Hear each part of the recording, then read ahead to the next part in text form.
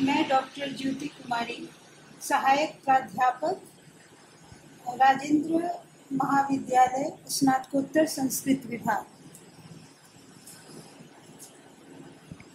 हम लोग को जैसा कि पीजी सेकेंड सेमेस्टर में सिलेबस के अनुसार 6th पेपर में काव्य प्रकाश पढ़ना है और काव्य प्रकाश आचार्य मम्मट की रचना है और उनका इसका जो विभाजन है वो 10 भाग 10 उल्लास में विभाजित है ये। और आज मैंने प्रथम उल्लास का ये पहला जो सूत्र है कारिका उसको मैंने लिया है, जिसमें इन्होंने कहा कि काव्य प्रयोजनम, काव्य का प्रयोजन क्या है। इससे पहले मैं कुछ और बताना चाहती हूँ कि आचार्य मम्मट का संस्कृत अलंकार शास्त्र में बहुत बड़ा योगदान है। उन्हीं के चलते हमें काव्य शास्त्रीय काल निर्धारण में एक महत्वपूर्ण आयाम का पता चलता है। इनका जो समय है वो हम 11वीं शताब्दी के आसपास मानते हैं और इन्होंने बड़े ही सुंदर ढंग से सभी काव्य शास्त्रीय तत्वों का विशद विश्लेषण किया है। और जैसा कि मैंने पूर्व में आपको बताया कि काव्य प्रकाश 10 उल्लासों में विभक्त है, तो पहला जो इन उल्लासों का एक संक्षिप्त विवरण मैं बता दूं आप लोगों को कि प्रथम उल्लास जहां काव्य प्रयोजन, काव्य प्रकार, इन सभी तत्वों का वर्णन है, वही दूसरे उल्लास में आप देखेंगे कि शब्द शक्ति, शब्द क्या है, अर्थ तत्व क्या है, इसका विवेचन हमें प्राप्त होता है। तृतीय उल्लास में जब हम बढ़ते हैं तो आर्थी व्यंजना, इसका हमें ज्ञान होता है। और चतुर्थ उल्लास में आने पर रस की विशेषता, रस क्या है, ध्वनि क्या है, इन तत्वों का विवेचन हमें प्राप्त होता है। और जैसे ही पंचम उल्लास जो है वो काव्य के जो प्रकार हैं, जिसमें अधम काव्य, जिसमें उत्तम काव्य, मध्यम काव्य और अधम काव्य, जिसे चित्र काव्य भी कहते हैं, इसके बारे में विश्लेषण मिलता है। तो सबसे पहले पंचम उल्लास में गुणीभूत मध्यम काव्य का विवेचन है। षष्ठ उल्लास में हमें चित्र काव्य का विवेचन मिलता है। सप्तम उल्लास में जब हम आते हैं तो दोष निरूपण होता है और अष्टम उल्लास में गुण और अलंकार का विभेद, इसकी जानकारी हमें मिलती है। और नवम उल्लास में शब्द अलंकार का विवेचन है और दसम उल्लास में आते आते हम अर्थ अलंकार के संपूर्ण भेदों का उदाहरण सहित वर्णन प्राप्त करते हैं। ये तो काव्य प्रकाश का एक संक्षिप्त परिचय हुआ और उसी में से आज मैं प्रथम उल्लास में से ये पहला कारिका मैंने प्रस्तुत किया।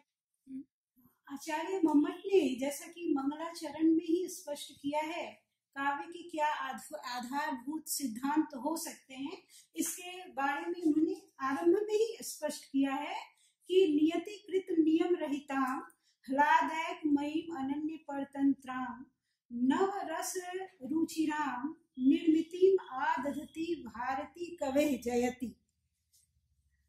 यानी जो कवि की जो सृष्टि है वो विधाता की जो सृष्टि, जो संसार जिस ब्रह्मा ने बनाया है या जिस सृष्टा ने इस सृष्टि को बनाया है उससे श्रेष्ठ है। इसलिए कहा जाता है कि जहां न पहुंचे रवि वहां पहुंचे कवि। और इसी को मैं इतने विस्तार में जाने का मेरा उद्देश्य यही है कि किसी भी विषय पर पहुंचने से पहले एक उसके विषय में एक भूमिका, एक उसके संदर्भ का ज्ञान होना आवश्यक है। इसलिए मैं इतने विस्तार में गई हूँ और अब मैं इस कारिका की व्याख्या करती हूँ कि यहाँ आचार्य मम्मट ने बताया है ये प्रथम उल्लास का ये है कारिका है। काव्यम यशसे अर्थकृते व्यवहार विधि शिवेतर क्षतये सद्यः पर निवृत्तये कांता समितयो उपदेशुजे।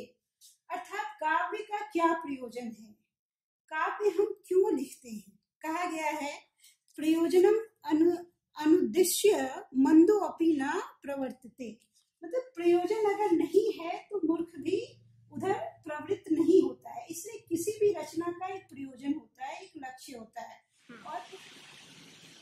काव्य प्रयोजन क्या है?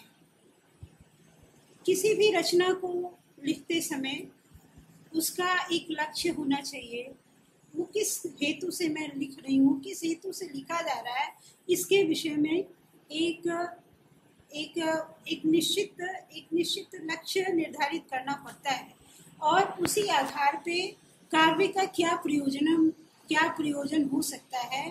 प्रयोजनम अनुद्देश्य न कोऽपि काव्यम, प्रयोजन के बिना कोई भी काव्य की रचना नहीं हो सकती। ने काव्य के 6 प्रयोजन बताए हैं। काव्यम यशसे, पहला हुआ यशसे, दूसरा अर्थकृते, तीसरा व्यवहार विदे, शिवेतर छतये, सद्यः परनिवृत्तये, कांता समितयोपदेश युजे। कहने के 6 प्रयोजन हैं। यशसे, यशसे यानी यश के लिए, प्रसिद्धि के लिए। कालिदास आदि नाम एव यशः, कालिदास आदि नाम एव यशः, अर्थात जिस प्रकार कालिदास आदि कवियों ने अपनी रचना से विश्व में प्रसिद्धि प्राप्त की, उसी प्रकार से काव्य का एक यह भी प्रयोजन है कि हम अपनी रचना से, हम उस कृति से इस संपूर्ण साहित्य जगत में, संपूर्ण विश्व में एक यश और प्रसिद्धि पाए। दूसरा है अर्थकृते। अर्थकृते यानी श्री हर्षादेह धावकादीनाम एव धनम, अर्थात धन के लिए। हम काव्य की रचना धन के लिए भी करते हैं। जैसा कि आप परिचित होंगे कि श्री हर्ष आदि ने अपनी रचनाओं से और धावक आदि कवियों ने अपनी रचनाओं से किस प्रकार धन का अर्जन किया। तो ये अर्थकृते। व्यवहार विदे, व्यवहार विदे का क्या अर्थ हुआ है कि जैसे लोक व्यवहार में जो भी चीज है, राजादिगतोचित चार परिज्ञानम इति, अर्थात राजा के लिए क्या उचित है, उनके मंत्री, उनके परिचय, किस प्रकार व्यवहार ज्ञान, उनसे हम किस प्रकार व्यवहार ज्ञान प्राप्त कर सकते हैं, ये काव्य की रचनाओं से हमें मिलता है। इसलिए व्यवहार विदे, व्यवहार का ज्ञान भी होता है उससे। चौथा नंबर है शिवेतर छते। शिवेतर छते का अर्थ हो गया आदित्य आदेह मयूरादिनाम एव अनर्थ निवारणम। शिवेतर छते अर्थात अमंगल का नाश। काव्य का हम इस प्रकार से रचना करें ताकि समाज में सर्वत्र मंगल रहे, सर्वत्र कल्याण की स्थापना हो। जिस प्रकार हम लोग आदित्य आदेह मयूर आदि नाम एवं अनर्थ निवारणम, सूर्य स्तुति से आदित्य आदि मयूर आदि कवियों ने जिस प्रकार अपने अनिष्ट, अपने शरीर की व्याधि का जिस प्रकार उन्होंने निवारण किया, नाश किया, वो काव्य की रचना से ही संभव हो पाया। उन्होंने काव्य स्तोत्र साहित्य लिखी। तो शिवेतर छते, शिवेतर छते मतलब अमंगल का नाश हो। और 5वें नंबर पे है सद्यः परनिवृत्तये। सद्यः परनिवृत्तये यानी काव्य के परिशीलन से जिस प्रकार परम आनंद की प्राप्ति हो, ये भी एक काव्य का प्रयोजन है। जिसका हम परिशीलन करें, जिसको हम पढ़ें, वो तत्क्षण हमारे मन को आह्लादित कर दे, वह हमें शीघ्र से शीघ्र प्रयोजन जो है, शीघ्र से शीघ्र हमें उसका लाभ मिल जाए, उसका आनंद हम प्राप्त करें, वह क्या है, सद्यः परनिवृत्तये। सकल प्रयोजन मौलीभूतम समनंतरम एव रसास्वादन समुद्भूत गलम भूतम विगलित वेद्यांतरम आनंदम।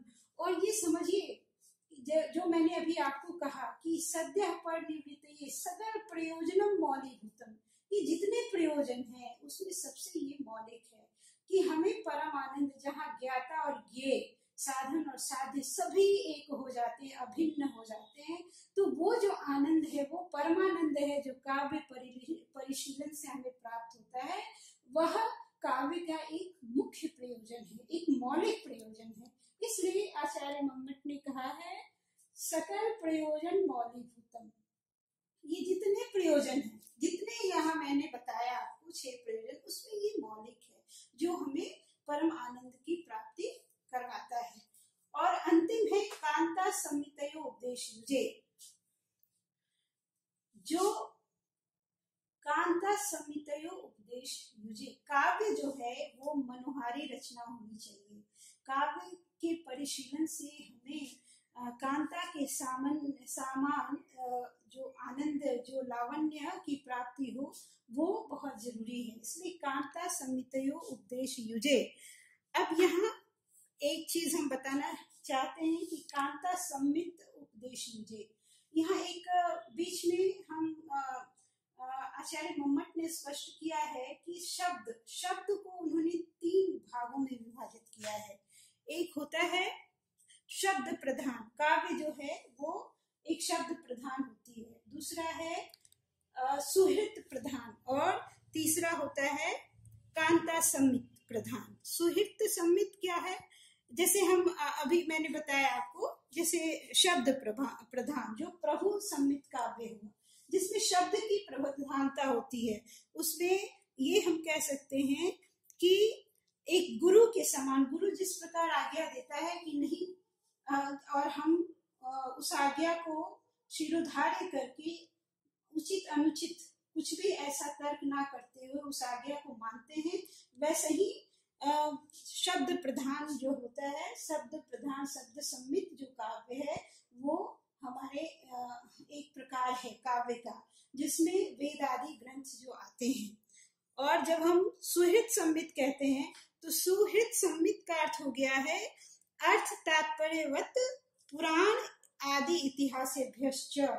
सुहृत सम्मित में क्या है कि जो पुराण हुआ, इतिहास हुआ, हमारे जो ग्रंथ हैं, उनमें जो शब्द का प्रयोग होता है, जो अच्छे बुरे का हमें ज्ञान मित्रवत व्यवहार करता है। सुहृत सम्मित जो है वो मित्रवत व्यवहार करता है, हमें बुराई की ओर जाने से रोकता है। ऐसे जो काव्य हैं वो सुहृत सम्मित काव्य कहे जाते हैं, जिसमें मैंने स्पष्ट किया कि अर्थ तात्पर्यवत पुराण आदि इतिहासेभ्यश्च, अर्थात जो जिसमें अर्थ तत्व की प्रधानता होती है, और जो इतिहास पुराण आदि से हम उसके अध्ययन से जिसको हम प्राप्त करते हैं, वह क्या हो गया? सुहृत सम्मित। ये मित्रवत काव्य होते हैं। और अंतिम है कांता सम्मित काव्य। कांता सम्मित काव्य वह है जिसमें रसांग भूत व्यापार प्रवणतया विलक्षणम यत् काव्यम। कहने का मतलब जहाँ व्यंजना ध्वनि, रसांग, जहाँ ध्वनि की प्रधानता होती है, जहाँ रस की प्रधानता होती है, और वो कांता के समान हमें क्या मनोहारी और प्रिय लगती है, तो ऐसे जो काव्य होते हैं वो कांता सम्मित काव्य होते हैं। और इसमें जो पंक्तियां होती हैं, जो काव्य का स्वरूप होता है, वो क्या होता है? कोमल कांत पदावली होता है। राम आदि वर्तितव्यम ना रावण आदिवत, अर्थात हमें इस काव्य के अध्ययन से हमें ये ज्ञान होता है कि राम आदि के समान हमें व्यवहार करना चाहिए, रावण के समान नहीं। इससे जो कोमल कांत लालित्यपूर्ण जो रचना होती है, पदावली, कोमल कांत पदावली का जहाँ प्रयोग होता है, वह जो काव्य हो गया वह कांता संहितयो युजे, अर्थात कांता सम्मित काव्य है। और इस तरह हम कह सकते हैं कि काव्य के जो प्रयोजन है वो स्पष्ट हो गया कि 6 इसके प्रयोजन है। एक संक्षिप्त रूप में आप इसको समझ लें कि काव्य का पहला है कि यश के लिए हम काव्य की रचना करते हैं, दूसरा धन के लिए, अर्थ के लिए करते हैं, तीसरा ये कि व्यवहार का ज्ञान हो, लोक व्यवहार, आचार विचार, आचार संस्कार, ये सभी जो तत्व हैं उनका हम ज्ञान काव्य के माध्यम से प्राप्त करते हैं। शिवेतर क्षते, यानी शिव यानी मंगल, उससे इतर जो अमंगल है उसके नाश के लिए भी हम काव्य का परिशीलन करते हैं। सद्यः पर निवृत्ति, सद्यः पर निवृत्ति मतलब जो पढ़ते ही, जिसके अध्ययन से, जिसके पठन से ये शीघ्र उससे आनंद प्राप्त हो जाए, वो हम एकाकार हो जाए उस काव्य में, वैसे काव्य का हम परिशीलन करते हैं, और वह भी एक मेरा प्रयोजन है। और जैसा कि मैंने अंतिम कहा, कांता संहितयो उपदेश युजे, काव्य के प्रयोजन में एक अंतिम जो तत्व है वो कांता संहितयो उपदेश युजे, यानी जो कोमल कांत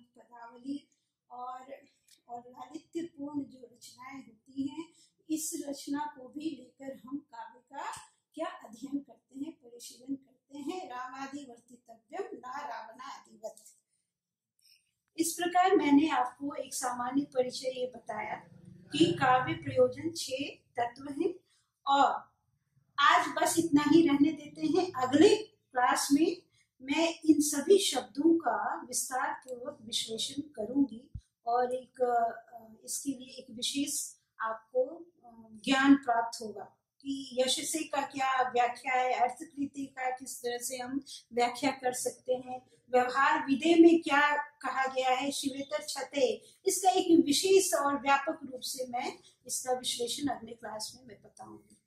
तो आज के लिए बस इतना ही।